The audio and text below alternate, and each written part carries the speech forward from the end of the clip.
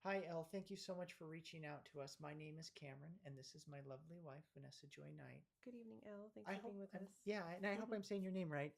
And this reading is our favorite style of reading regarding the subject of love. And so, for you and for Thomas, we would like to begin this reading by shuffling the deck and choosing one card that will serve as the main uh, theme and anchor of this reading, and then we'll draw two supporting cards to help facilitate that. Yes, let's see what's next for you and Thomas. Two of Swords. So this is a great card that speaks to your very question without quite answering your question, and that is the invitation of choice. This individual has two choices before him. And this situation is requiring him to use his heart center. That is where the X, or his the crossing of his arms, is the focal point. His senses are covered, those of his eyes, his ears, his mouth, in order to really rely on that heart center for this decision. This is not necessarily a right or wrong decision, but rather one of choice, personal choice, with the awareness that whatever we choose in life will always have its cutting side to it. It will always have its difficulties, it will always have its trials, but it will also be able to cut through the veil of unreality to truth. And so just keep in mind as you go forward in this prompting towards and this question of where is your love headed, to not be dismayed or frustrated when you find in that choice, whatever that choice is, that there's going to be some difficulties. That is part of the developmental journey of love, and it is what makes it such a utility in life for self development, spiritual growth, and the joy of life. So, with that said, I think that's a great introductory card to these supporting cards. But first, do you have anything to add? I just wanted to say that with swords representing the mind, the two of you could face a type of mental crossroads at some point, and you, I believe you're going to do this together, not necessarily separately. But it could be something where you find you're thinking a bit differently. So remember to remain just open to your intuition as well as his intuition on where to go when this crossroad arises if you're not there already. And you will find a sense of ease as you rely, again, like my husband said, on that heart center and that intuition as the two of you communicate through that choice. Beautifully said. So, with that said, the Three of Swords is our next card. Another swords. So, heartbreak.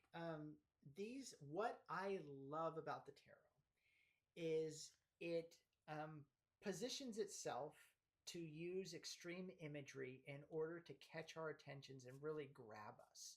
Because when we're grabbed emotionally, and our attention is really peaked, that is when we can really break through the symbolism to the real meaning of the image. So, in a relationship reading, this is a really overwhelming card to see. It's a heart being broken by swords, and so it's easy for the mind and the imagery to suggest that this is a foretelling of a heartbreak or something of that nature. But as Vanessa beautifully reminded even me, the swords is an interpretive symbol for the element of the mind. While I kind of grapple with the meaning of that a little more, do you want to add anything if it's coming to you? I need a moment just to Yeah, kind yeah, of of. course.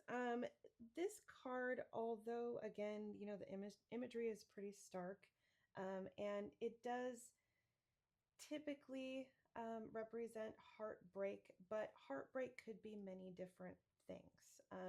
Because the swords and the heart are meeting, you know, we all grapple with the mind and the heart and the disconnect between the two a lot of times.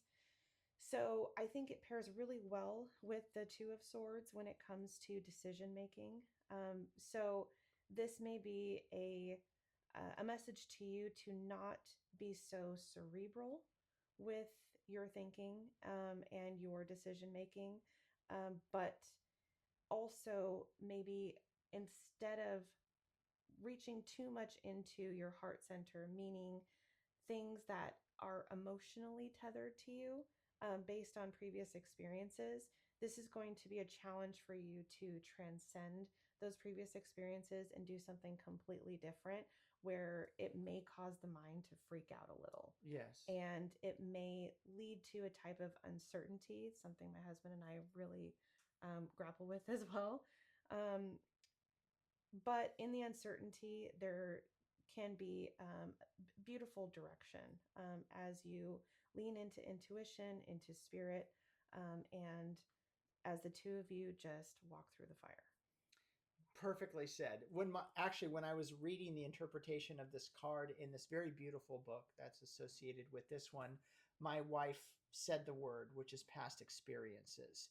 This is a card that has a lot to do with the wounded heart of the past and prompting the individual receiving the reading to not let past experiences affect the present one. And also that healing takes longer than we think.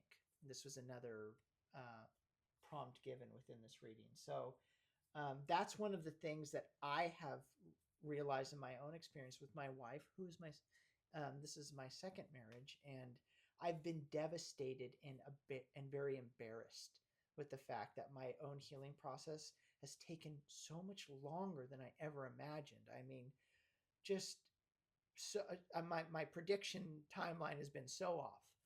And it's not just an easy fix either. I mean, these might be things that always come up in your life from time to time, depending on how much sleep you've gotten, as my wife reminds me, or what you're eating, or where you're at emotionally in the cycle of your life. And so um, make sure to be very aware of those hurts as you go forward, determining how you want this relationship to play out further. Mm-hmm. All right. Temptation, Oh, great one. I which mean, is it's also the devil card, right? yes. So you might be thinking, what the heck? These are some dark cards. In fact, I want to do one more after this just for fun. But these are the cautionary aspects of self that really have to be addressed in order for us to make the right decision.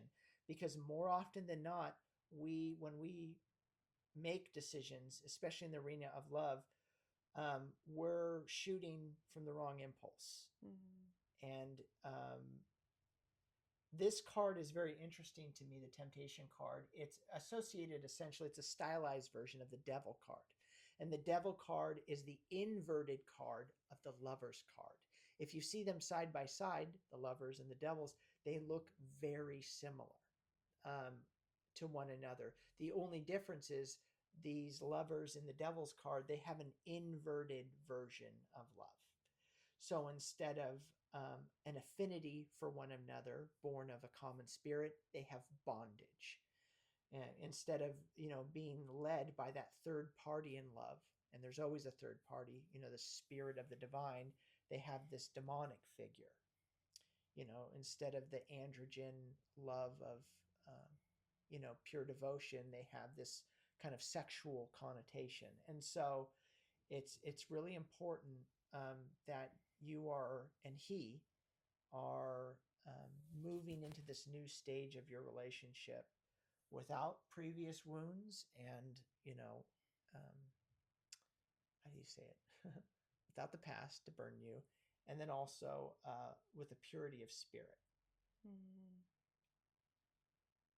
Do you want to add anything to that? I think that was said wonderfully.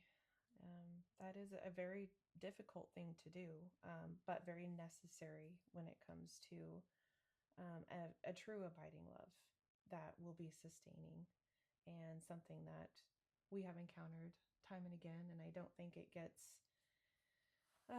much easier as we evolve as a couple. But there are tools that you will collect along the way the more you communicate with one another and adapt. I believe this is also a message of being adaptive, versus maladaptive, where we rely on um, either culture, the influences around us that are telling us that we need to enter into a type of romantic love that will breed happiness. But happiness can be deceiving when it comes to just playing a role within a tandem connection. But love is so much deeper and so much more connected, and there's so much joy to be had within that. But the superficial needs to be handled first. And a lot of times that's just a shedding of the old ways. So you may be entering a season where that's really the decision you need to make. That was idealized by this card here, is that you need to decide if you're ready to shed and to be true to yourself and true to him and him as well. And as you communicate through that, there is so much beauty on the other side. Yeah, and pure love too. It doesn't rob you of the physical elements of a relationship as well. Attraction, you like their smell, or you think they're gorgeous, or Oh, you it know, enhances it really. right. And Yeah. so it's not an either or. Yeah, you're not losing out on No, anything. no, it's just making sure that you're not that you're approaching it correctly. Hmm. So with that said, let's draw one more. The moon. Yes, I love this. These are all. This is great Yeah. because I think without this guiding card, this could look like a really negative reading. But it's saying, don't let your wounds guide you. Don't let the lower impulses and vanities of, let's call it like theatrical or worldly love, dissuade you. And also have a clear understanding of your inner world. The moon is the unconscious. And whether we know it or not, and you know, it's almost impossible to see unless in hindsight we are governed by the unconscious. Even the people we're attracted to, the things that glimmer before us, is often that which we lack or which we need healing from. And that could be very hard when it comes to attraction, because we ought to be drawn towards people that will heal us and that will, fill in the gaps of our unconscious. But often it's that inner world and our wounds that guide us into those very things and kind of wear the mask of love. I hope that made sense. But make sure you have a clear picture of why you want the things you want. And I would suggest to know that is to really write them down or to speak them. Why are you attracted to Thomas? Why do you want to go in this direction with him? That what I love about the tarot is it does not just answer our questions as we want them answered. It often portrays the questions we should have asked. And this is not an accusation of your question, but it's asking you to arise to a higher level of understanding when it comes to your understanding of love, and that is you need to decide. And on top of that, you have to take accountability for that decision. The comfort of the message being there is no wrong decision. It's you just have to make sure that you are well equipped to understand um, your own um, makeup and what drives you and what needs you need and all of that. So without saying too much more, do you have anything else to add? I just wanted to add that whatever comes up for you in the visuals of these cards and your own interpretation, lean into that as well. Don't necessarily take our word as gold, Mm-hmm. but we want to emphasize and also empower you that you know the answers based on this reading, and to embody those and to practice and to empower yourself, in order to make these decisions. And keep in mind as well that even though we're bringing your partner into this reading, it doesn't necessarily mean that this information needs to be discussed fluently with him. But this seems to be more for you, and once you can really grasp what it is that you want, or at least define your inner world, that's when you can present that to him. Yes. Beautiful. I hope this reading was helpful for you. This was a great reading to me and very Yeah. instructive and uh, a logical presentation of what we need to look out for when making decisions in the arena of love. And we wish you all the joy. Yeah. We'll see you. Bye bye. Take care.